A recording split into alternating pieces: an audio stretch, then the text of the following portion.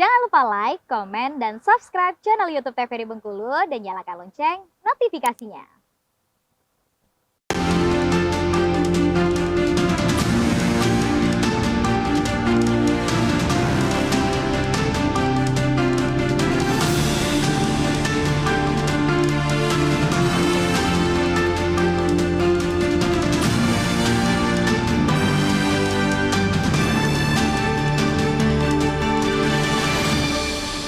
Baik pemirsa, kembali di Bernado TVRI Bengkulu. Untuk kesempatan kali ini kita masih berbincang dengan tema kita yaitu film pendek di era internet tentunya. Dan narasumber kita masih yang sama, ada Galih Bayu dan juga Nada Nursela tentunya. Nah, kita berbincang lagi tadi yang sempat terputus ya kan, antusiasme dari anak muda ataupun juga masyarakat Bengkulu mengenai film pendek ini sebatas mana, Nada? Boleh cerita?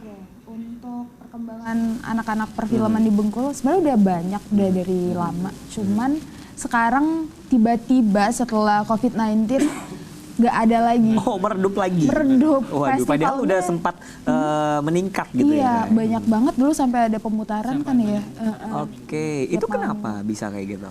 Antusiasme sih, itu sih. Dan juga dulu memang banyak banget aktivis perfilman di Bengkulu yang kayak, yaudah semangat ayo buat film gitu. Tapi sekarang tiba-tiba ya udah kok nggak ada lagi, kurang dukungan sih. Oh, kurang dukungan. Kayak gitu sih. Lebih. Mungkin dukungannya dari mana kalau boleh tahu?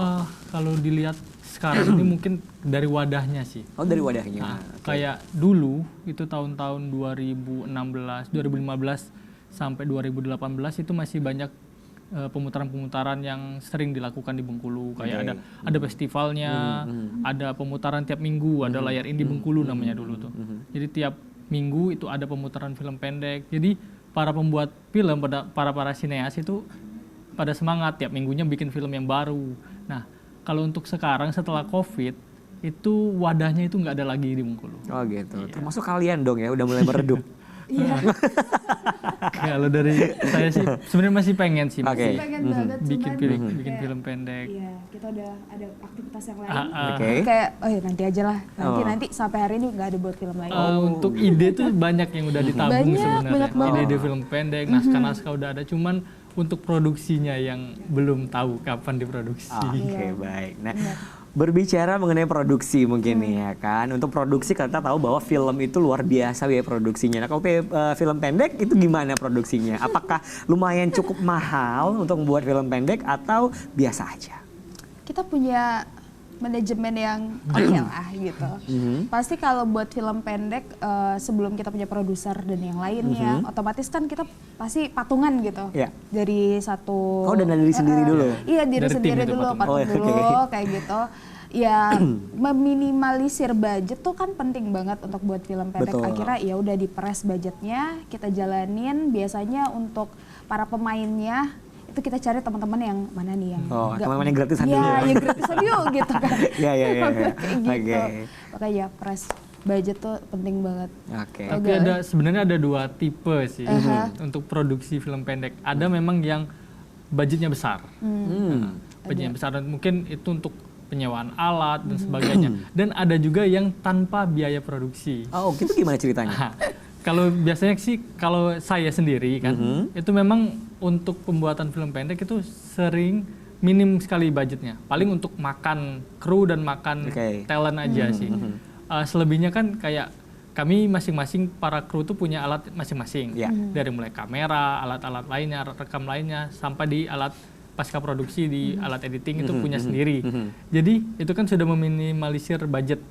Dan untuk budgetnya itu cuman budget untuk biaya makan aja saat produksi. Jadi kan bisa dikatakan itu tanpa budget untuk produksi film pendek. Tapi juga ada yang harus menggunakan budget untuk mencari sponsor, bisa mencari sponsor itu. Itu sih. Kalian kemarin sempat nyari sponsor nggak sih? Selama buat film, kalau Sangkar Burung terakhir kali itu ada sih nyari sponsor. Tapi kalau yang lainnya nggak ada. Susah nggak nyari sponsor di Bengkulu? Mantap. Punya panjang ya kan? Iya, karena kurang gimana ya Kak? Mungkin masih dianggap sebelah mata, tapi juga perfilman. Jadi ya udah, kadang dianggap angin lalu. Gitu. Cuman ada beberapa yang ya udah kirim aja proposalnya, kita mau lihat filmnya gimana segala macam.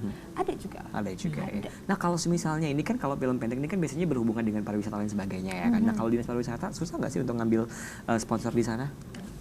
Gak lah gimana?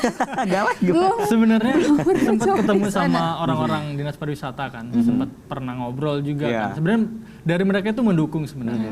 Dan bisa juga untuk temanya pariwisata ya bisa. kan? Jadi bisa kerjasama juga sama dinas pariwisata. Sebenarnya mereka ngedukung penuh, bisa ngedukung penuh, bisa sampai ngebiayain produksi itu.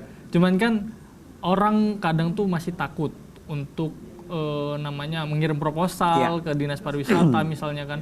Jadi banyak orang yang mikir untuk apa ngirim proposal nanti nggak diterima. Jadi udah takut duluan orang. Jadi orang nggak berani dan itu nggak ada yang kerjasama sama dinas pariwisata. Oh gitu. Padahal lumayan ya kan untuk buat film pendek mengenai wisata Bengkulu atau lain sebagainya. Itu kan bisa menjadi satu ide yang luar biasa juga ya kan. Tapi sineas juga sometimes nggak cuman untuk fokus ke pariwisata. Iya kita sih. punya genre masing-masing. Jadi kayak ya udahlah kita budgetinnya pakai uang sendiri aja kayak gitu. Ya kayak gitu. Tergantung genre film apa yang diambil. Iya. Oke, baik. Karena kreativitas itu nggak bisa dibeli ya kan. Itu dia. Betul nggak sih? Oke, nah mungkin bisa cerita nggak sih kenapa sampai tertarik untuk terjun ke dunia film pendek? Nada dulu deh sebelum Gale. Sebenarnya awal pertama kali belum ada keinginan untuk terjun ke dunia film karena aku fokusnya ke TV awalnya ke TV.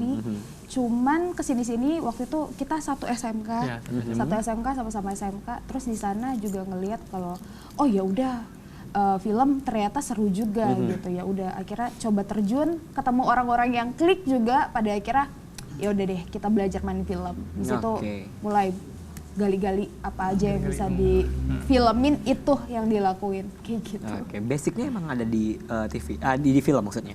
Basicnya awalnya dibentuk cari ide karena aku nulis naskah biasanya kan, memang basic aku nulis naskah. Pada akhirnya ya udah, yang awalnya nggak ada basic sama sekali, ujung-ujungnya dari penulis naskah bisa jadi sutradara, kameramen, editor kayak gitu. Jadi semua dicoba. Oke, baik, luar biasa ternyata ya. Nanti kita dengar jawabannya Gale, kita jeda iklan kembali ya. Baik pemirsa, untuk itu kita akan jeda terlebih dahulu bersama kami di Berindo TVRI Bengkulu.